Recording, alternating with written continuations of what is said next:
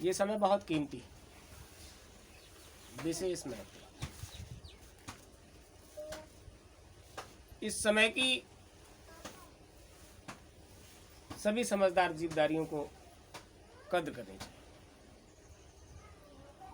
और जिसे समय की कद्र नहीं होती, समय उनकी कद्र। संसार का नियम, आप जिसके लिए जो करोगे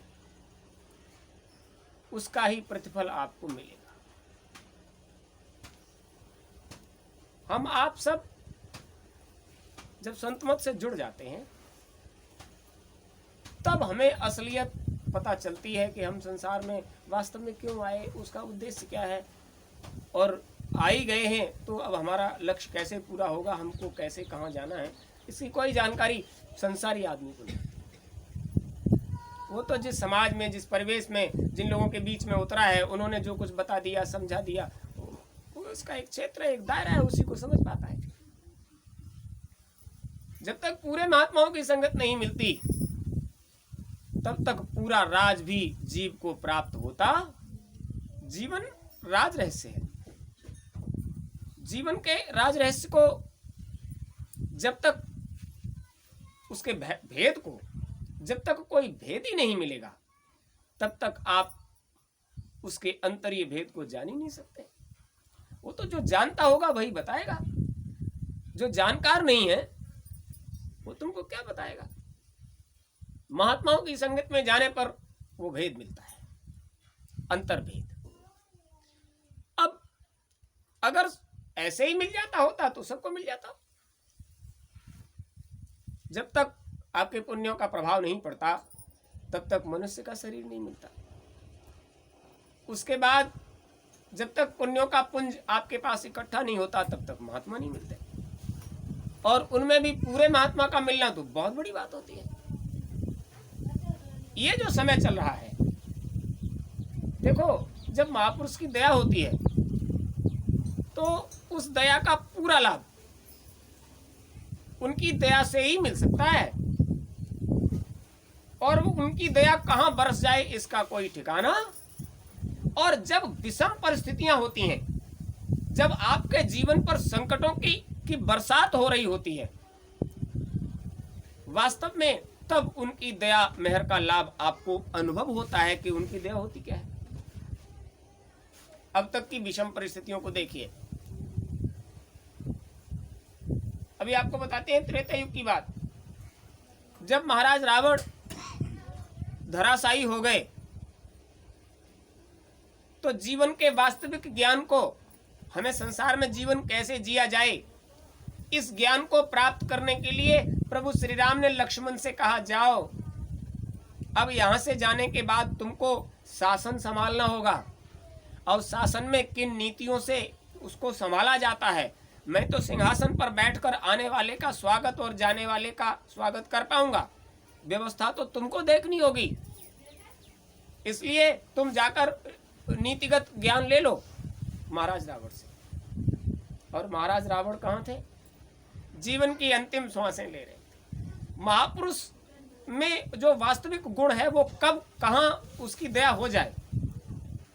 तो जब उनके पास गए तो सर के पास खड़े होकर उनसे ये कहा कि आप हमें वो जीवन का वास्तविक ज्ञान, जिस ज्ञान को पाकर हम जनमानस के साथ ऐसा व्यवहार कर सकें जो मानवोचित हो, मानव के लिए जो उचित व्यवहार हो, उसकी शिक्षा दें हमें। कुछ नहीं बोले, पड़े रहे। लौट कर आए, भाई से कहा हमने बहुत कहा, लेकिन उन्होंने ऐसा कुछ नहीं किया। उन्होंने कहा ऐसा हो ही नहीं सकता। याचक उस जैसे प्रकांड पंडित के आगे पहुंच जाए, उस विद्वान के आगे पहुंच जाए और बिना याचक को संतुष्ट किए और वो वापस कर दे, ये हो ही नहीं सकता। वो महाराज रावण है। तुम हमें ये बताओ, तुमने जब अपना प्रश्न उनके सामने रखा, तुमने अपनी याचना उनके सामने रखी, तब तुम खड़े कहां थे? उन्होंने कहा बात को कहने के लिए तो मुंह के पास ही जाना पड़ता है, इसलिए वो जमीन पर पड़े थे और हम उनके पास सर के पास खड़े थे। उन्होंने कहा तुमको ज्ञान है, शिक्षा लेने के लिए बहुत विनम्र बहुत सरल होना पड़ता है। तुमने विचार कर लिया कि तुमने उन्हें युद्ध में पराजित कर दिया तो तुम उनसे बड़े हो गए, उनके सर के पास खड़े होकर तुमने शिक्षा लेने के लिए निवेदन किया। ऐसे नहीं होता। गूढ़ तत्व साध दुरावे, आरत अधिकारी जहां पावे। आप आर्त भाव से उनके पैरों के पास खड़े होकर उनसे याचना करते और वो तुम्हें पूरी बात बताते। पहले संसार में जीवन जीने का कायदा तो सीखो, इसीलिए तो हमने तुम्हें वहां भेजा। लक्ष्मण से कहा फिर जाओ। बेचारे फिर गए। पैरों के पास खड़े होकर हाथ जोड़कर विनम्र निवेदन किया, महाराज भाई की आज्ञा है, यहां से जाने के बाद हम भी शासन को संभालेंगे और आपका पूरा जीवन शासन सत्ता में ही गुजरा। अरे कुछ नीतिगत ज्ञान हमको दे दीजिए कि हम शासन को संभालने में मानवोचित व्यवहार कैसे कर पाएंगे। जरूरी आवश्यक बातें महाराज रावण ने बताई। उनमें सबसे पहली बात थी, शुभ काम में कभी देर करनी नहीं चाहिए। शुभ काम को तो जितना जल्दी कर सकते हो निपटा दीजिए, उसमें देर मत करिए। बोले महाराज और देर हो जाए तो उन्होंने बताया देर हो जाए तो हम बताते हैं क्या होता है। हमने संसार में जिस काम की इच्छा मन में जागृत हुई उसको कर डाला।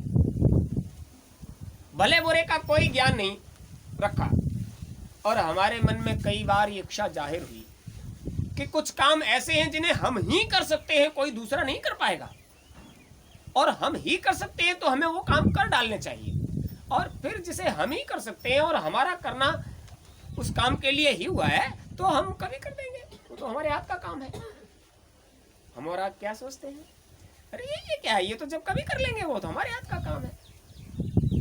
बोले महाराज ऐसी क्या बात है। उन्होंने कहा ऐसी बात है, हमारा विचार था जीव को इस संसार में मनुष्य का शरीर धारण करने के बाद ये ज्ञान नहीं होता कि वो शरीर छूटने के बाद कहां जाएगा। देखिए कितना नेक विचार था। सबकी इच्छा होती है संसारी जीव की कि शरीर छूटने के बाद हम सीधे स्वर्ग चले जाएं। और आज भी जिसका शरीर छूट जाता है उनकी जो संतति रह जाती है वो यही कहती है कि हमारे पूर्वज स्वर्गवासी, अब वो कहां के वासी हो गए इसका किसी को ज्ञान नहीं होता। ये हमारे हाथ का काम था और हमने संकल्प लिया था कि हम पृथ्वी से लेकर स्वर्ग तक सीढ़ियां लगा देंगे। किसी भी जीव को जब चाहे तो यहां से स्वर्ग तक जा सकता है, और ये हमारे लिए बहुत छोटा सा काम था।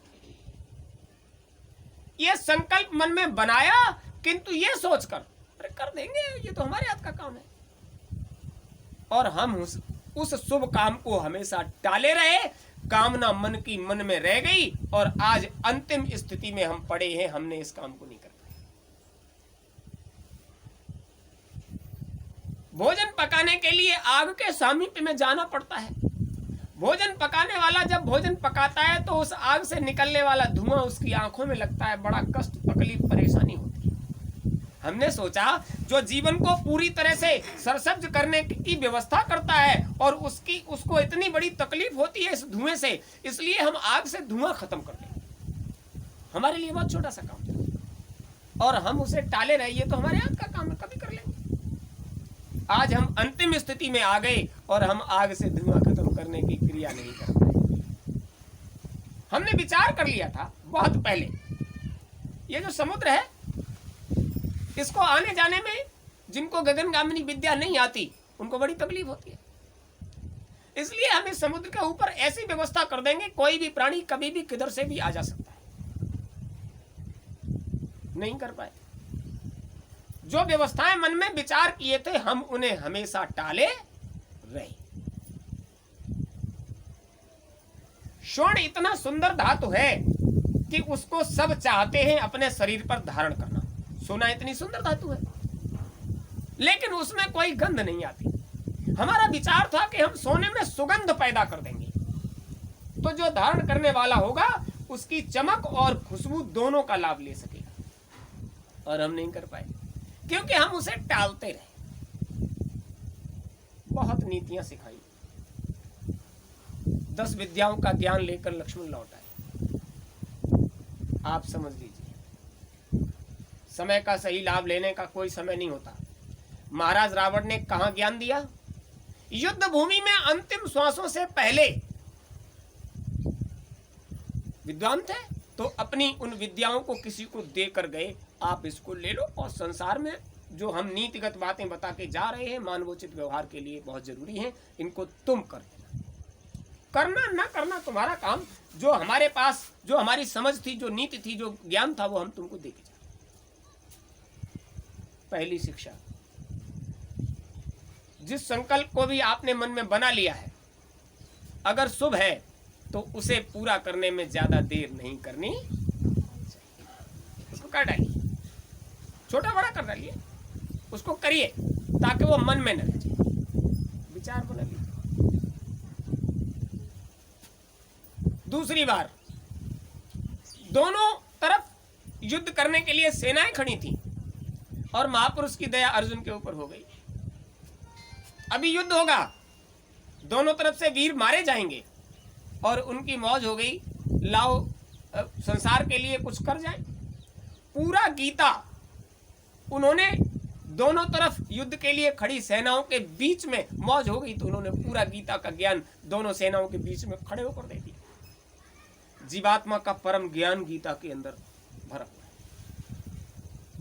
जो भी महापुरुष आए उनकी मौज कब कहां हो जाए इसका कोई ठिकाना नहीं होता। महापुरुष तो अच्छी बात बताते हैं, आप उसे अपना पाएं तक। गुरु महाराज की मौज हुई, उन्होंने कहा महात्मा ने जिस जीव को अपना लिया है उसका वास्तविक लाभ कैसे होगा उनको मालूम है, और वो चेताते हैं, जगाते हैं, समझाते हैं, और फिर भी जीव उनके सामने से हटते ही वो अपनी तिकड़ी में काम करता है। वो मानता किसी की, ये तिकड़ी बहुत पीछे पड़ने वाली है।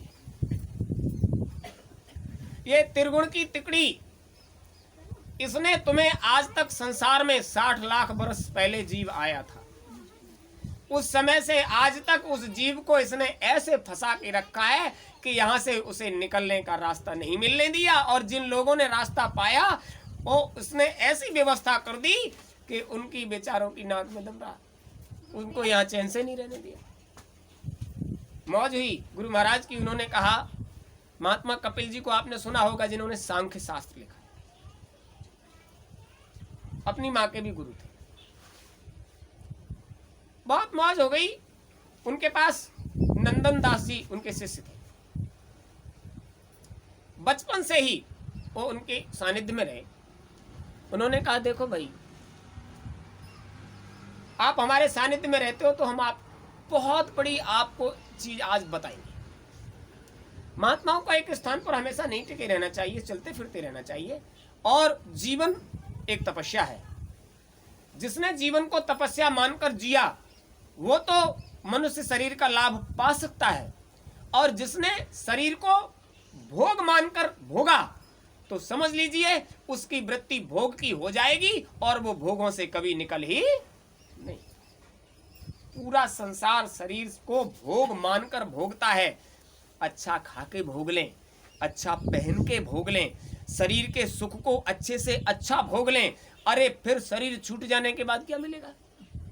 जो कुछ भोग पाए भोग लें, और समझ लीजिए वृत्ति, अंतःकरण, मन, बुद्धि, चित्त और अहंकार जब भोगों में इतना लसा हुआ है, इतना लिपटा हुआ है, तो वो अंतिम श्वास में भी भोगों की इच्छा को त्याग नहीं पाएगा, और ये त्रिगुण की तिकड़ी उसे कहीं का छोड़ने वाली उलझ जाएगा।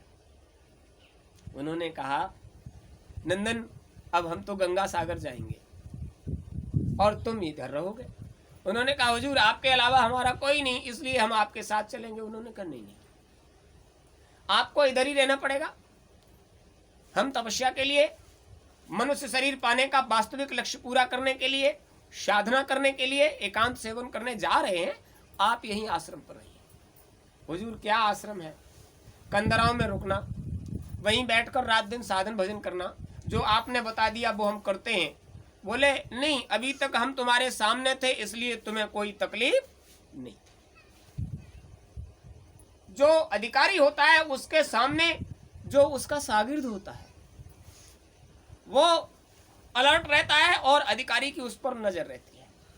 हम तुम्हारे सामने थे इसलिए तुम्हें कोई परेशानी नहीं हुई। हमारे हटने के बाद जब तक हम रहे तब तक काल माया ने तुम्हारा कुछ भी नहीं बिगाड़ पाया, लेकिन हमारे हटने के बाद काल और माया का तुम पर प्रभाव होगा। बोले हुजूर आपका आशीर्वाद यहाँ जंगल में कंदराओं में काल और माया हमारा क्या बिगाड़ेगा, हमारे पास है ही क्या। अरे ये लंगोट है वो भी ले ले तो हमसे क्या ले जाएगा, हमारे पास क्या है। उन्होंने कहा बेटा ये त्रिगुण की तिकड़ी ये माया जाने कहां तुमसे क्या करवा बैठे। बोले हुजूर समझा बुझा दीजिए क्या करना है, वो हम करते रहेंगे। उन्होंने कहा देखो जीव को जाने से पहले जिससे रास्ता पाया है उसके लिए कोई चिन्ह बना देना चाहिए ताकि उसको शरीर पाने का और शरीर छोड़ने का दोनों का जो ऋण है उससे उरण हो जाए। शरीर पाने का किसी न किसी माध्यम से तो तुम्हें शरीर मिला होगा। जब आप चिन्ह बनाओगे तो आप ये कहोगे कि हम फलाने दास फला परिवार में पैदा हुए, तो जिसने तुम्हें शरीर दिया उसका नाम तुमसे जुड़ गया।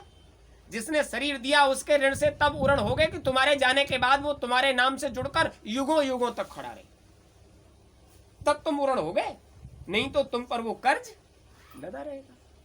हुजूर बहुत अच्छी बात।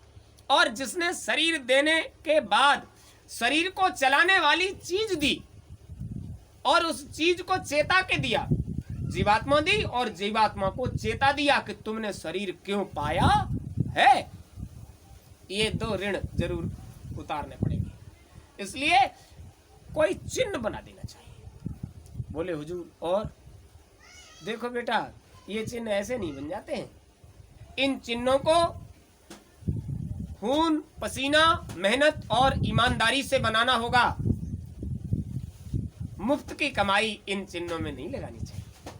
बोले हुजूर आप बता दो वैसे कर देंगे। हाँ ठीक, मतलब समझाने की बात है वो हम तुम्हें समझा रहे हैं, लेकिन ये तिकड़ी तुम्हें कुछ नहीं करने देगी। अरे बोले हुजूर बताओ तो क्या होता है तिकड़ी, बहुत देर से बात चल रही है तिकड़ी तिकड़ी तिकड़ी, ये होता क्या है। उन्होंने कहा देखो गीता में श्री कृष्ण ने कहा जीव गुणों को गुणों में ही बरते लेकिन किसी भी गुण को अपने आप पर उतारे नहीं। बोले हुजूर हमारे पल्ले कुछ नहीं पड़ा। उन्होंने कहा अंतःकरण में मन में